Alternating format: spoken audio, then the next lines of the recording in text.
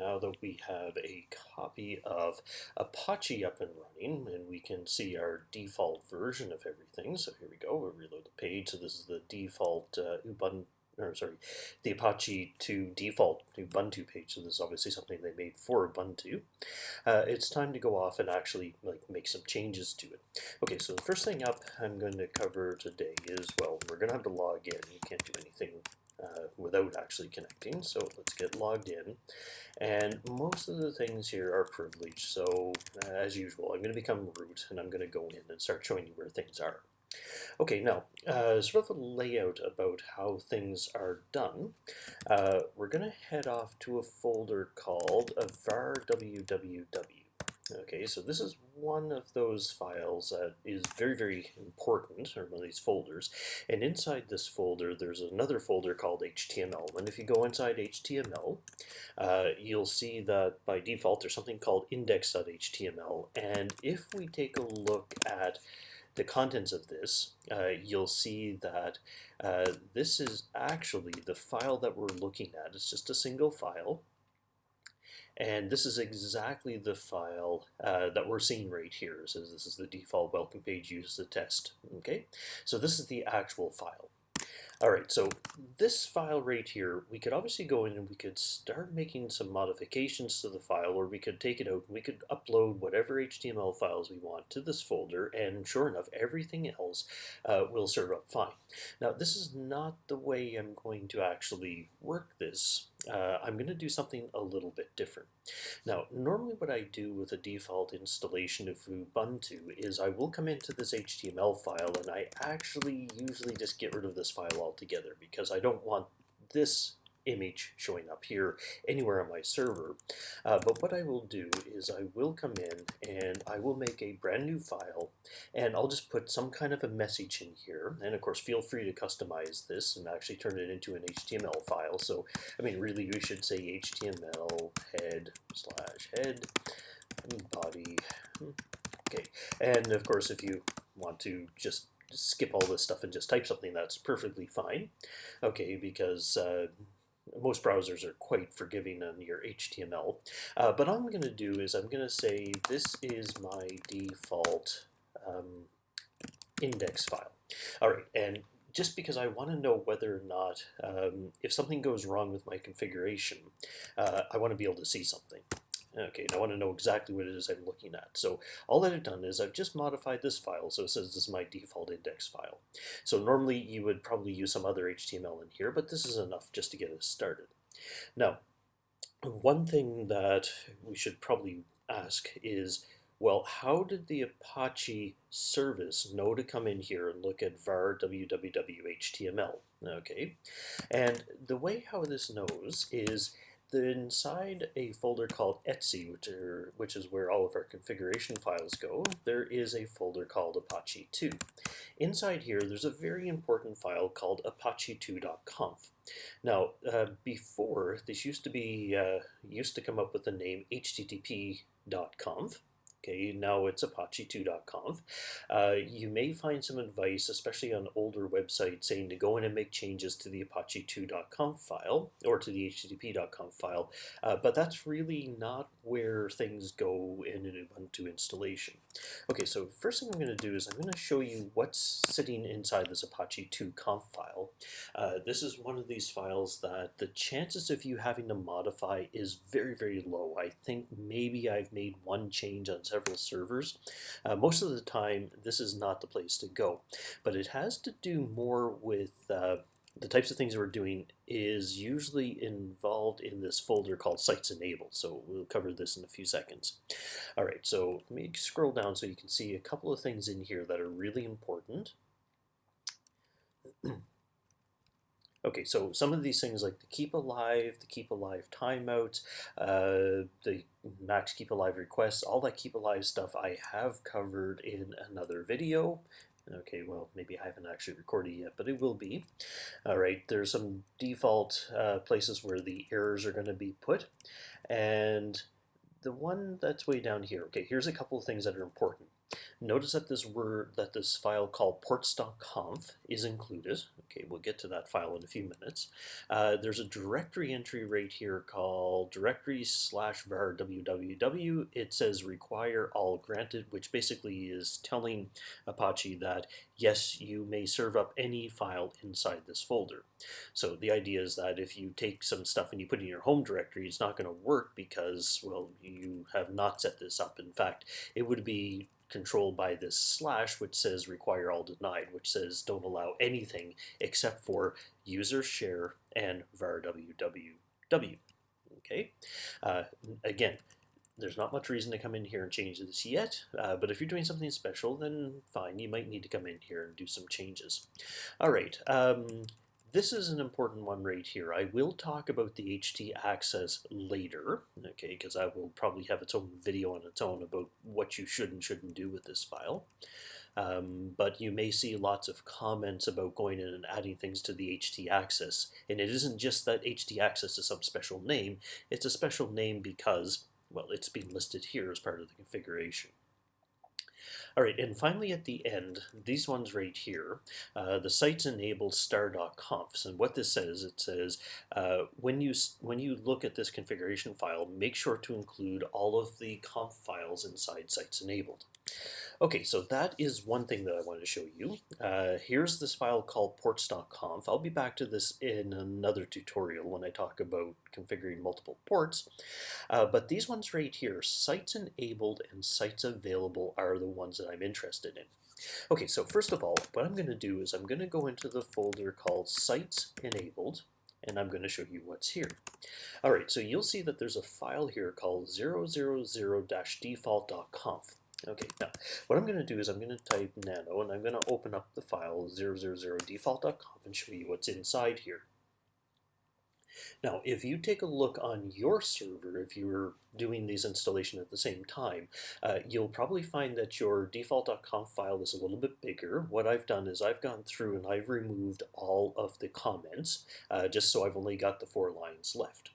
All right, and sort of a very quick way of reading what this says. Okay, and I'm going to talk about virtual hosts in the next tutorial. Okay, what I've got here is I'm saying that there's a virtual host listening on all the interfaces on port 80. The administrator's name is webmaster at localhost. Okay, fine, whoever that is, that's just some placeholder. But here's the important one, it says document root. And the document root of this virtual server, or this virtual host, is /var/www/html. And of course, if you remember, that was the file, or that was the folder where we put our HTML file. Okay, so that's one thing. Now, where is this file located? Well, it's located in sites enabled. So, very simple thing. Oh, sorry, ls. If we look here, I suppose I could ask the question is how many sites are currently enabled? And the answer is pretty simple. It's 1. There's one site currently enabled. Its name is 000default. Okay, now, there's another folder which is also, in fact, it's actually used more frequently, called sites available. Now, take a look at this. You'll see that there's currently 2 files, 2 conf files inside the sites available. One looks like, well, it's quite familiar. So the last one is 000default. The second one is called default SSL. Okay, the way how this works, currently on my server there are 2 sites available to be turned on, but at the moment only one of them is actually enabled. So this default SSL that is not currently enabled, only the default site is currently enabled. Okay, SSL, this is going to take a little bit more, so I won't get to this quite yet. All right, now one of the things we're going to do is we're going to make up our own little site. I'm going to make up a couple of sites today in this demonstration. I'm going to create a website called Red and a website called Blue. Okay, and it's not going to have very much interesting stuff in it. It's simply going to say blue and red, just so that we know we've got the server up and going, because we're more interested in the configuration. So what we're going to do in order to create a brand new site. Okay, so what we do is we first of all head off to var www, because that's where all of the HTML files go. All right, so what I'm going to do is I'm going to make a folder called, well, we'll make the blue one first. Okay, so now I've got this extra folder called blue. Let's go into the file into the folder called blue, and, well, let's make a new index.html file. All right, and, well, okay, yes, I suppose I should do this.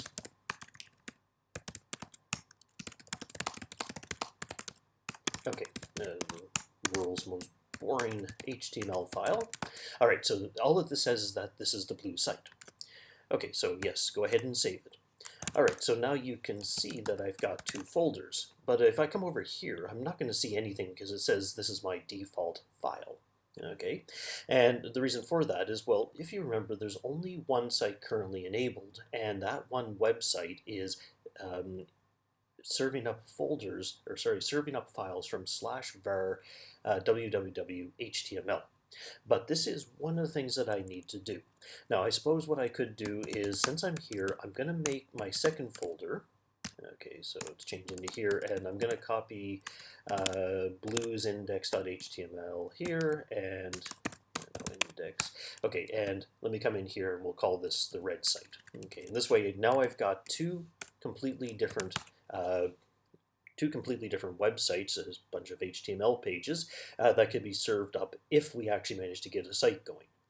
All right, so yes, you can obviously put whatever HTML files, whatever CSS files, whatever JavaScript files here in these folders. PHP and other server-side stuff, not yet. Okay, not yet. That will take us a little bit more configuration.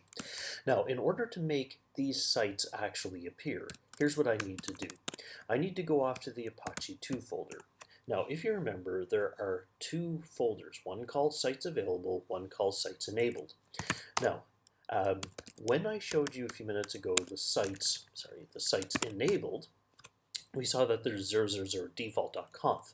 Now, what I'm going to do is let's run a long listing, and hopefully if you've already been through the Linux through enough Linux background, you would realize that this is actually a symbolic link to the sites available. So there isn't two files called 000-default.conf. There's actually only one, but it's being linked in to the other place. And this is the way how we normally run things here. So generally, what I always tell my students is stay out of sites enabled. Don't do anything in there. Okay, the only time you ever have to go in here is if you've really messed something up and you need to do some cleanup. Okay, most of the time the stuff you're going to be doing is inside the folder called Sites Available. All right, so now I've got two sites available. Now this default SSL one, that's got a lot of stuff in it because it has to do with SSL and certificates and keys. That's not something for us right now. This 000default.conf is actually pretty close to what I want. Of course, the difference is that the document root needs to be in a different place. Okay, so here's what I'm going to do is I'm going to copy 000 default, and I'm going to copy it to something called blue.conf. So this is going to be my blue site, and I'm going to modify blue.conf. And okay, I'm going to leave the server admin alone for right now. We can modify this a little bit later, and I'll show you where this appears. But we know that the document root is in /var/www/blue. Okay, so I'm going to save this one. And, well, you know what, since I'm also here, let's copy the blue.conf to red.conf. Okay, and let's go and let's modify red.conf so it serves up the correct folder. Okay, and here we go. Red and save. Okay, good. So now we have several sites available, but remember that if you take a look at sites enabled, there's currently only one. Okay, so now the current configuration of all of the stuff that we've done so far will actually only allow you to have one site enabled at a time. So right now there's only one site enabled, which is 000 default. So what I'm going to do is I'm going to show you how you can disable the default site and enable one of these other sites. Okay, so we'll start by enabling blue, and then we'll load the page. Then we'll disable blue, we'll enable red, and we'll reload the page. And then, you know what, since we're here, we'll probably enable a whole bunch of things so we can see what happens if you end up with more than one site enabled at the same time. Okay, now, the way how to go about enabling and disabling sites. Okay, well, if you're familiar with Linux and you know about symbolic links, you might say, okay, well, I can just go in here and remove this symbolic link and my site is no longer enabled. And yes, that could actually be done. But there's actually some tools built in for helping you with this. Okay, so the first thing I want to do is I want to disable 000 default. So there is a command which has been provided on Ubuntu called A2 for Apache2, dis site for disable, site, which is used for disabling sites, and all that you do is you write the name of the site. Okay, if you want to include the .conf, it's fine, or you can simply do this. All right, so now what's happened is the site has been disabled, and if we want to, we can do a directory listing, and you'll say, hey, good, that's actually gone. All right, now if we wanted to enable the blue site, okay, Apache2 enable site. Okay, that's the way I always remember this. So A2 end site. All right, and let's enable blue.conf. Okay, now once again, let's take a look. ls sites enabled. Okay, and here it is. So you can now see that blue is enabled. All right, now, of course, what you should be doing is you should be looking at the messages that are going on, that are coming back. And it says right here, when I disabled the site, it said, to activate the new configuration, you must type this. Enabling the blue site blue, to activate the new configuration, you must do this. So you see, if I come over here and I reload the page, I'm still looking at my default index file. And that's because, well, Apache 2 is currently running. It doesn't know anything about the blue site or the red site or anything else at the moment because I simply haven't actually reloaded the configuration. So I'm going to follow the advice that was actually given right here, which is to run systemctl reload Apache 2. Okay, and what this will do is this will send a message to the Apache 2 server asking the Apache 2 server to reload its configuration file. Okay, so let's go ahead, we'll reload it. This is actually a good sign. If you don't see anything, that means that you didn't have any error messages, and I'm going to try to deal with the error messages here in a few minutes. And now if I come over to my page and I reload, you can see that I've now been able to enable the blue site. Okay, well, since that was fun, let's go off and give it a try again. Okay, let's run. Oh, in fact, you know what I should do is let's modify nano red.conf. Okay, let's make a mistake. Okay, what kind of mistake can I make? Okay, well, let's leave this one. Let's make a mistake by accidentally renaming this. Okay, so yeah, it's not likely you'll end up doing this. And let's type blah, blah, blah, blah, blah, because I'm sure that's not actually a valid command. Okay, and yes, we will save it. Okay, now, let's start, because right now we know that the sites enabled is simply blue.conf. So A2 dis site blue, okay, and A2 and site red. A2 and site, because I typed side, red. Okay, good. So now everything is all set to go, and of course what it's saying is says we'll go off and activate the new configuration by typing this command. Now before actually typing the command, okay, well, you know what? I'm just going to go ahead and do it anyway, even though we know there's a whole pile of problems. So let's try it. Systemctl reload Apache 2. Okay, and you'll see here it's actually given me a whole pile of problems, okay, because it says job for Apache 2 service failed, and it says run this command for details. Okay, so systemctl status Apache 2. You don't need the dot service. All right, and you can see here that it is running, but right down here there were some errors. It says that warning document root does not exist, and syntax error on line 4, invalid command, blah blah blah blah blah, perhaps misspelled or something isn't loaded, and the entire thing has basically stopped working. Okay, so now that's fine. Now the good news is it actually still was running, although I'm not sure what pages it's actually going to be serving up. Okay, well, it looks like it's still serving up the blue page, so that's at least something good. But we were not able to disable the blue site and bring up the red one. Now, a better option, rather than just typing system control reload Apache 2 and hoping for the best, there is a command called Apache sorry, Apache2. I couldn't, Apache-CTL. It actually has both. I couldn't remember if there's a 2 or not, but they both look like they're here. Apache2 control config test. And what this will do is this will go through all of the enabled sites looking for problems before you actually try to restart. So this is actually a good sign. So it says here, warning, the document root doesn't exist, and there's a syntax error in line 4. So both of these things, of course, happen to appear in this red.conf. So let's go off and modify red.conf. So nano red.conf. Okay, and let's go and fix these things. So first of all, let's get rid of my bad name here, and let's fix this up so that this folder actually exists. Okay, and of course what I'm going to do before I go off and try to restart this server, let's run Apache-CTL config test, and let's see whether or not we've got everything out.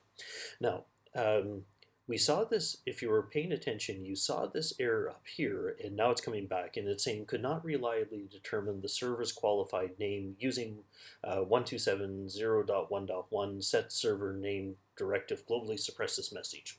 Okay, I'm going to hang on to the server name directive until we hit the section on DNS names. So for right now, we're going to leave this one, okay, but I promise I will come back. All right, so now, since everything else looks like it's okay, in this message we can actually just ignore. So what we're going to do is we're going to reload the config. So CTL reload Apache2. Okay, that was better looking this time, and of course now if we load it, we get ourselves the red site. Can make that a little bit bigger. All right, so great. So this is how you put on one site at a time. While I'm here, I better also cover this.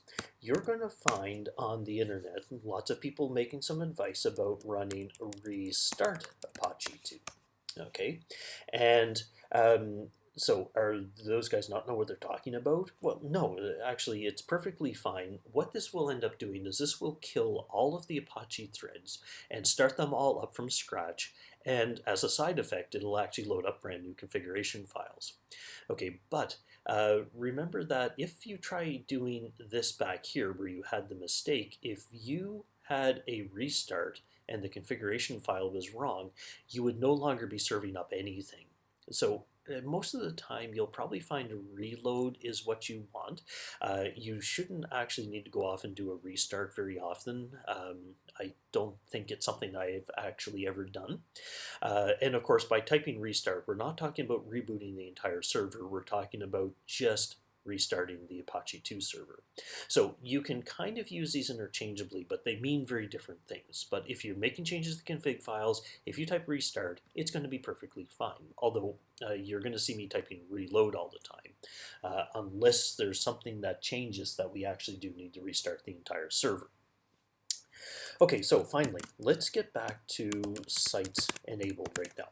Okay, so right now you can see that there's a site called red.conf which is enabled, and we know that there's also a blue site. Well, you know what? Let's go off and enable the blue site. Okay, so A2 enable blue. And of course, now what you see is that there are two of these things which are currently enabled. Okay, well, let's say Apache-CTL config test. Okay, and this is the only thing that we still have. So everything seems to be fine. So we're going to go off to systemctl reload Apache2. And of course, well, now we're going to go and we're going to find out which thing actually gets loaded up. Okay, so let's reload the page. Okay, and it says this is a blue site. Okay, so now what's going on? There's actually two sites enabled, but I can only see the blue one. What's happened to the red one? Okay, you know what? I think to fully explain this, let me go off and do one extra. If you remember, there was also something called 000 default. Okay, and let's run systemctl reload Apache2. All right, and of course now what I've got is I've got three sites enabled, and let's load this. Well, that's the default one. Okay, so why is it serving up this one's what happened to the other two?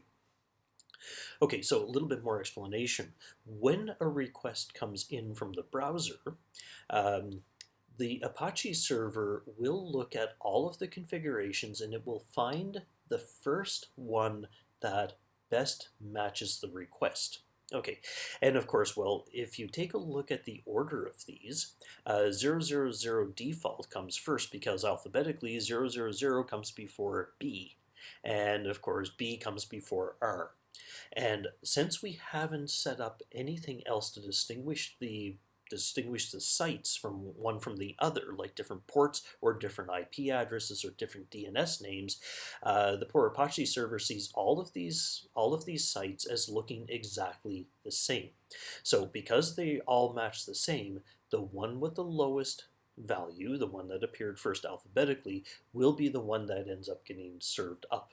Okay, so at the moment, the configuration that I've shown you only works if you want to have just a single site enabled at a time. If you want more than one site enabled at a time, then you need to be able to distinguish between requests for one site versus another site. Okay, so that is all for this one. And what I'm going to do is I'm going to come back in the next video and we will start allowing to have more than one of these sites enabled at the same time and what we would have to do in order to support such a configuration.